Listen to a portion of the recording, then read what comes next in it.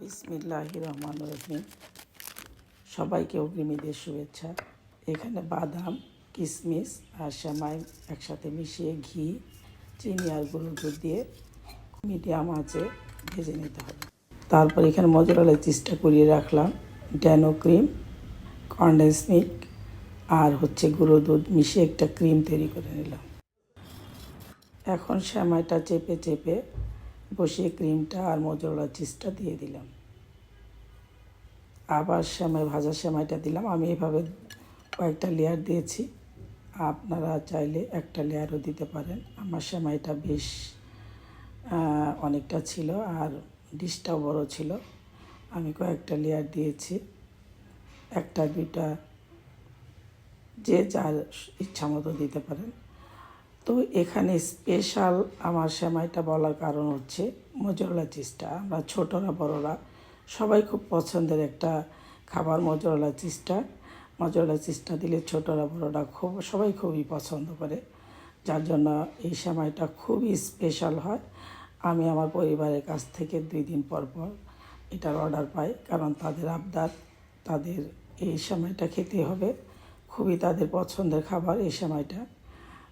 Special আমার ফ্যামিলিতে এই সেমাইটা মজুরালা চিজের জন্যই মূলত। তো এভাবে করে খেয়ে দেখবেন, ভালো লাগবে ইনশাল্লাহ। এখানে 2টা টিপস আছে, টিপস দুটো আমি বলে দিচ্ছি। একটা হচ্ছে সেমাইটা যখন ভাজবেন তখন ঘি দিয়ে তো অবশ্যই ভাজবেন, তখন খুবই খেয়াল করে কেয়ারফুলি সেমাইটা ভাজতে হবে। দেখেন আর সেমাইয়ের কালারটা একটু নষ্ট হয়নি আমার, সুন্দর, খেয়াল করে শুনতে পারবেন মচমচে আওয়াজ হচ্ছে, কিন্তু সেমাইটা কিন্তু একটু পুড়ে যায়নি। এটা অনবরত লেড়ে নিতে হবে। আর বাদামটা যদি পারেন তো আগে একটু ভেজে নিলে আরও বেশি সুস্বাদু হয় খেতে। আমি একটু ঘি দিয়েছিলাম আবার উপরে, আমার ঘিটা একটু জমা জমা ছিল, দিতে একটু প্রবলেম হচ্ছিল। তো ওভেনে দিলে এই পুরোটাই ছড়িয়ে যাবে, সুন্দর হবে, সমস্যা হবে না। তো ওভেনে দিলে হয় কি, ভিতরে মজুরালা চিজটা আর ক্রিমটা সুন্দর একাকার হয়ে যায় মিশে। দেখেন কি সুন্দর মচমচ করছে একদম, আর সুন্দর ফ্লেভার আসছে, খেতে খুবই সুস্বাদু, খুবই। একবার এইভাবে ট্রাই করে দেখবেন। আসলে আমি কাউকে শেখাচ্ছি না, আমার ভালো লাগাটা আমার বন্ধুদের সাথে শেয়ার করছি।